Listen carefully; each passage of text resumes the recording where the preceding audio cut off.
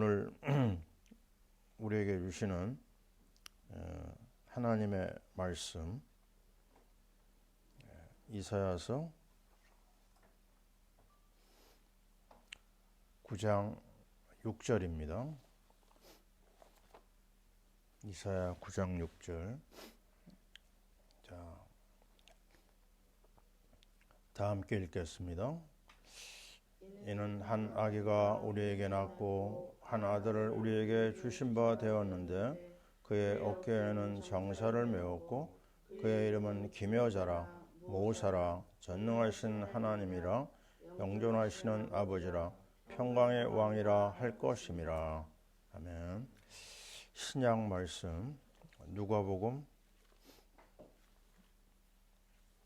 2장 14절입니다. 2장 14절 같이 읽겠습니다. 지극히 높은 곳에서는 하나님께 영광이요 땅에서는 하나님이 기뻐하시는 사람들 중에 평화로다 하니라.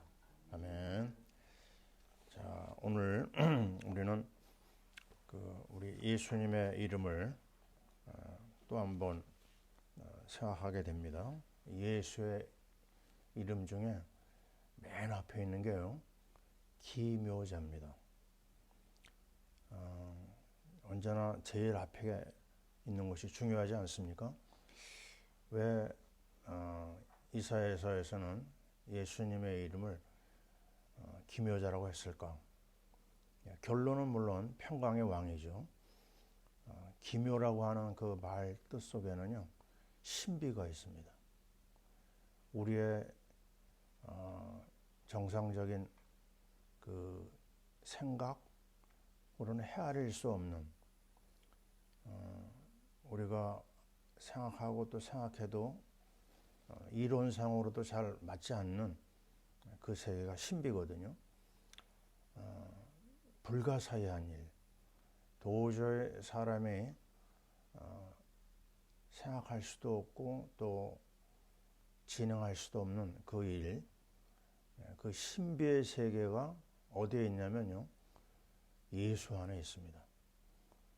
그렇다면 물론 모든 종교는 신비가 따르죠. 근데 신비주의는 문제가 되거든요. 근데 이것은 신비도 있으면서도 또 거기에는 아주 분명한 팩트, 사실이 있습니다. 그래서 우리는 오늘 이 영적 세계를 따라갈 수가 있는 거거든요. 근데 오늘 말씀에 그 기묘자라고 하는 이 말 속에는 기적이 따릅니다. 저와 여러분이 다 이 자리에 앉아 있는 것은 하나님이 특별하게 준비하신 은혜를 맛을 본 거거든요. 그 은혜의 맛을 본 사람은요, 결코 이 세계를 떠날 수가 없어요. 자, 우리가 그 사사기 말씀을 한번 보겠습니다. 13장 18절. 수사롯 여호수아서 다음에 있죠.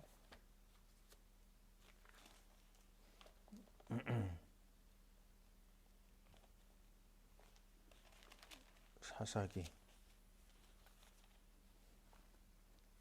13장 18절 찾았습니까?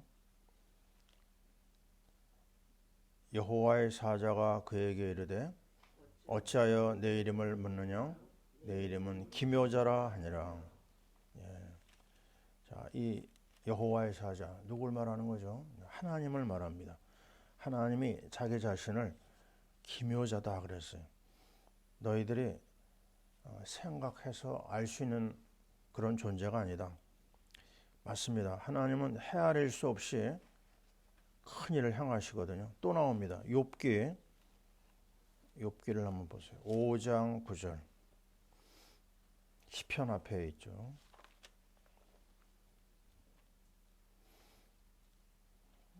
욥기 5장 9절을 봅니다. 찾았죠? 같이 읽습니다. 하나님은 헤아릴 수 없이 큰 일을 행하시며 기이한 일을 셀 수 없이 행하시나니. 헤아릴 수 없고 또 셀 수 없는 너무너무 특별한 일이 많아요. 물론 이 자연의 신비 자체만 해도 정말 기이한 일이 많죠. 그런데 더 정확하게 얘기하자면요, 그리스도의 그 이름 자체가 기묘자입니다. 하나님도 기묘자, 우리 예수님도 기묘자. 왜 그러냐면요, 요한복음 19장 30절에 예수님의 외친 한마디가 뭐죠? 다 이루었다 그랬어요. 우리 인생에 크고 작은 많은 문제가 있지만요, 이 그리스도와 연결되는 순간 끝나는 겁니다. 왜 끝날까요? 우리 인생에게는 정말 해결할 수 없는 근본 문제가 있어요. 이 근본 문제는 우리 일생을 고통 가운데 방황하게 하다가 마지막에는 멸망으로 가는 거거든요. 그게 무엇이냐? 우리 인생은 처음부터 하나님이 없어요. 하나님 없는 인생은 정말 비참하게 이 땅에서 헤맬 수밖에 없거든요. 그리고 우리 인생은 어떤 문제가 있냐면요, 해결할 수 없는 원죄가 있어요. 그 죄 문제가 우리를 끝까지 물고 늘어집니다. 죄의 삭은 사망이고 그 결론은 심판이거든요. 그 죄 문제. 그리고 세 번째는 우리 인생을 태어날 때부터 끊임없이 쫓아다니고 우리를 속이고 죽음과 멸망으로 끌고 가는 사단의 악한 세력이 우리를 붙잡고 있습니다. 이러한 피곤하고 불쌍한 인생이 헤어나올 수 있는 길이 무엇이냐? 우리에게는 없어요. 하나님이 그 길을, 구원의 길을 열어주셨는데 바로 그리스도입니다. 하나님 만나는 길을 열었어요. 선지자. 또 원죄와 저주를 해결하는 길을 열었어요. 제사장. 그리고 악한 이 마귀로부터 나오는 길을 열었는데 바로 마귀를 멸한 왕 그리스도입니다. 자, 이 그리스도를 정말 받아들이는 순간 일어난 일이 뭐냐? 신묘막측한 신비하고 너무너무 기이한 일이 우리 안에서 일어나요. 최고의 기적이 뭐냐? 예수 믿고 구원받는 겁니다.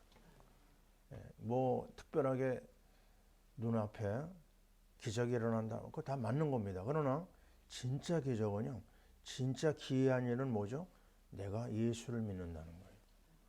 전 잊혀지지가 않아요. 우리 사촌 형이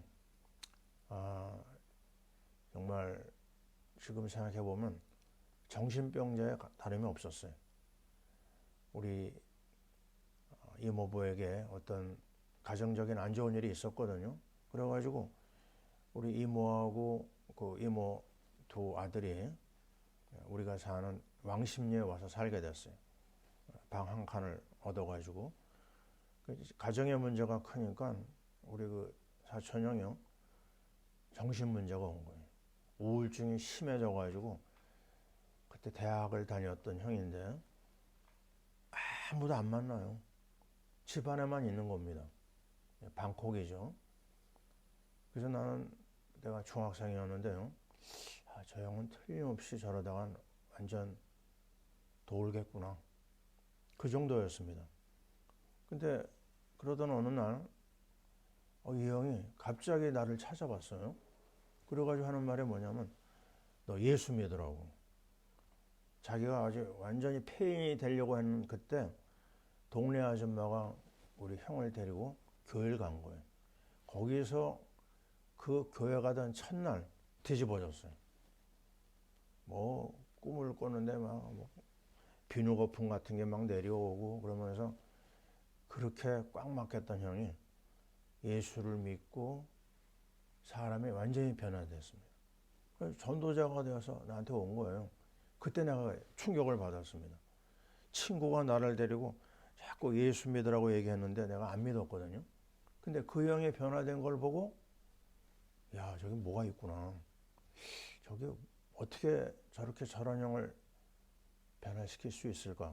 그때부터 제가 관심을 갖고 제 마음에 결심이 생긴 거예요. 나도 그때 중3이었는데요. 고등학교 들어가면은 이 세계를 한번 내가 맛을 보겠다. 그리고 고등학교 합격한 날 바로 교회를 뛰어갔어요. 그리고부터 신앙생활을 시작을 하는데, 아니 굉장히 궁금해서 찾아간 나를 데리고 선생님이 좀 도와줘야 되잖아요. 아무도 나를 챙기지는 않더라고요. 애들은 애들끼리 놀고 나는 그냥 꾸역꾸역 주일마다 교회를 갔는데 목사님의 설교 하나도 모르겠어요. 한 달 다니고 2달 다니고 3달 다녀도 전혀 내 마음에 와닿지 않더라고요. 그러다가 이제 그 선생님 한 분이 나를 성가대 앉히는 바람에 그대로 그냥 그날 도망 나왔어요. 그리고 이제 집에서 성경을 읽었거든요. 모르겠어요. 안 되는 거예요. 그러다가 대학 들어가가지고 친구가 성경 공부하는데 가자 그러더라고요. 이제 가서 뭔가 좀 새로운 게 있을까 하고 기다렸는데 안 되는 거예요. 끝내 나는 안 되나 보다. 그러고 있는데 2학년 선배가 나를 데리고 교회 부흥 집회를 가려고 한 겁니다. 그날 밤 신비스러운 일이 일어났어요. 불가사의한 일이 일어났어요. 아니 나는 앉아 있고요. 뒤에 앉아 있었거든요. 교회. 저쪽에 목사님이 시작부터 얘기하는데 뭐냐면 당신들이 하나님 말씀을 읽지 않는 것은 이건 큰 죄라는 거예요. 아니 평범한 말이잖아요. 그죠? 근데 내가 그 말이 나에게 그냥 크게 와닿더라고요. 내가 죄인이라는 말이 그대로 거기서 그냥 꼬꾸라졌어요. 1시간 내내 울었습니다. 내가 이렇게 왜 울었는지도 모르겠어요. 근데 딱 깨서 보니까요. 목사님이 옆에 와 계시더라고요. 집회는 끝나고. 그리고 목사님이 기도해 줬습니다. 그러고 나서 딱 일어나는데 아니 이게 웬일이에요? 갑자기 내 마음에 하나님이 꽉 찬 거예요. 성령 역사죠. 그러니까요.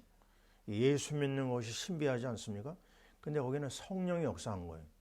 그래가지고 예수가 어디 있느냐가 아니에요. 하나님이 어디 있느냐가 아니에요. 내 안에 하나님이 와 계세요. 그리고 내 속에는 막 기쁨이 올라옵니다. 분수처럼.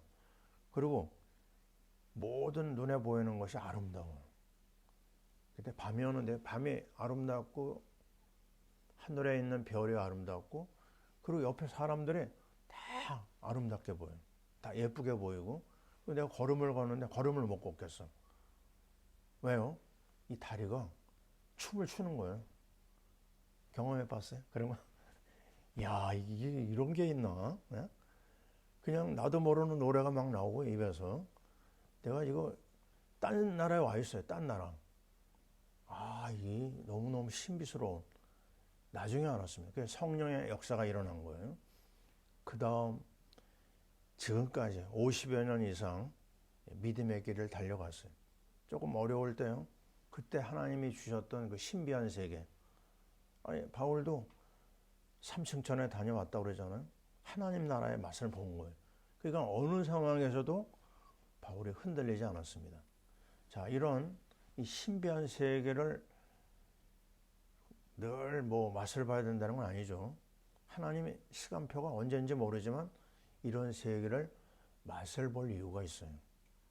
우리는 벤허라고 하는 유명한 영화를 잘 압니다. 봤어요? 벤허 영화?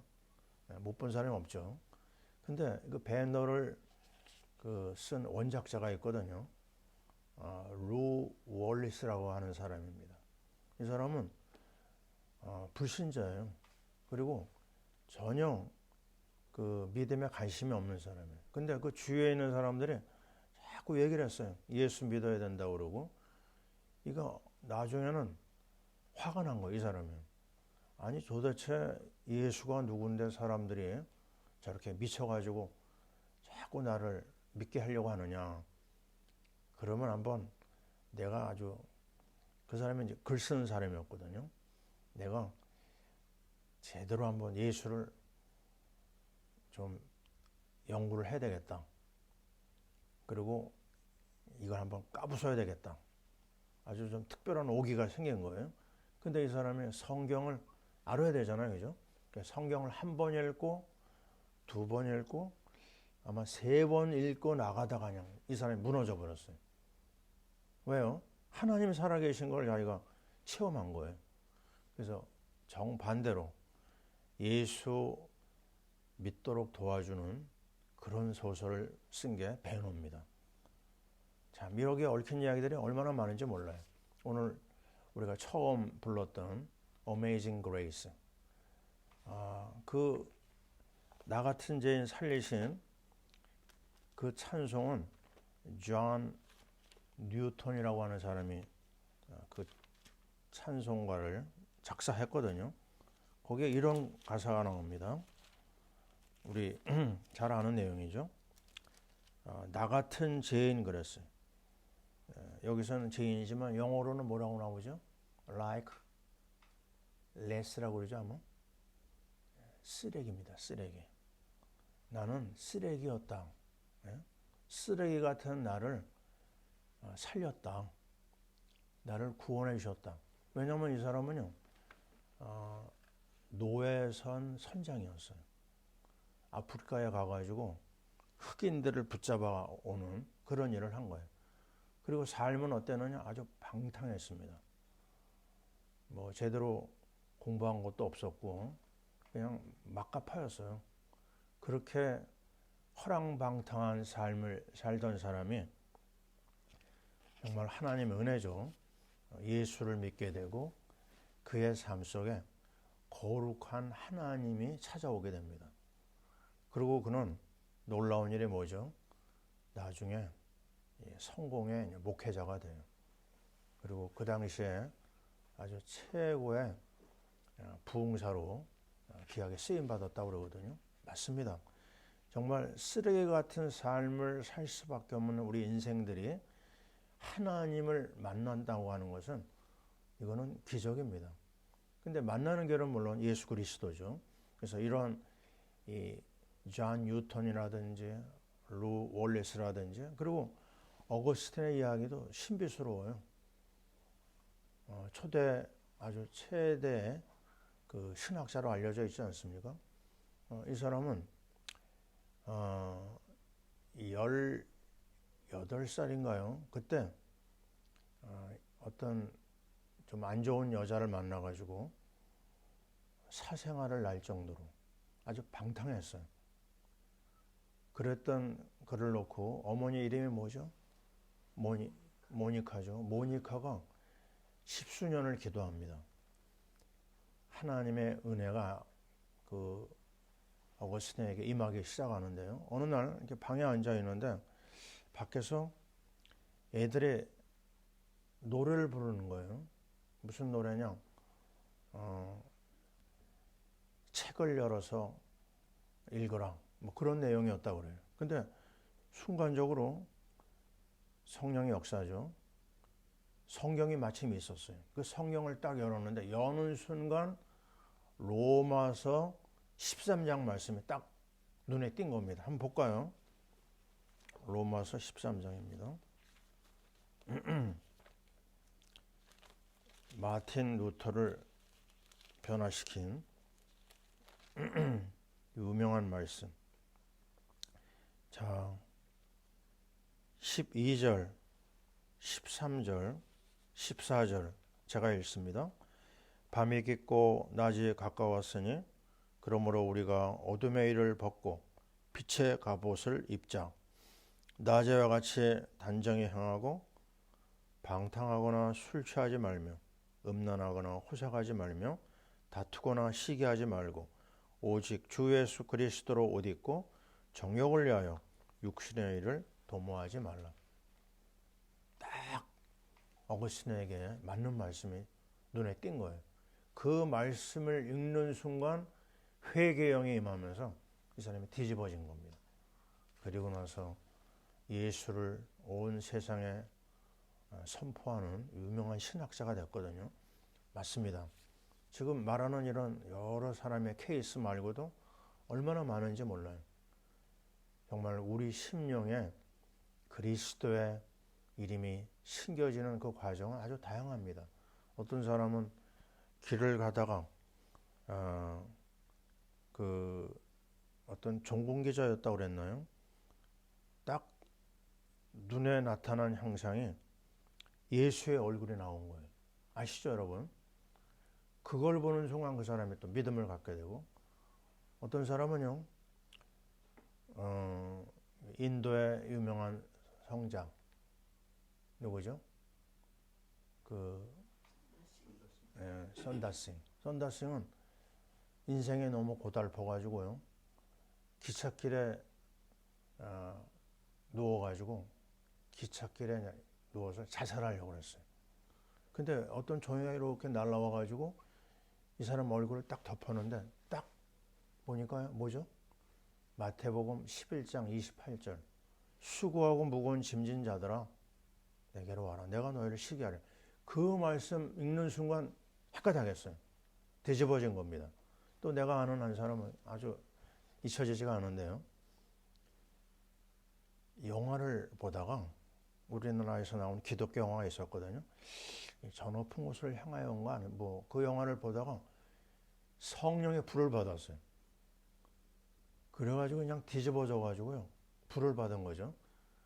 그 순간부터 예수를 믿고, 이 사람은 피아노 조율사인데요, 우리 집에 피아노 조율하러 왔다가 그냥 예수에게를 1시간 이상 하더라고요. 다니면서 전도하는 거예요. 왜요?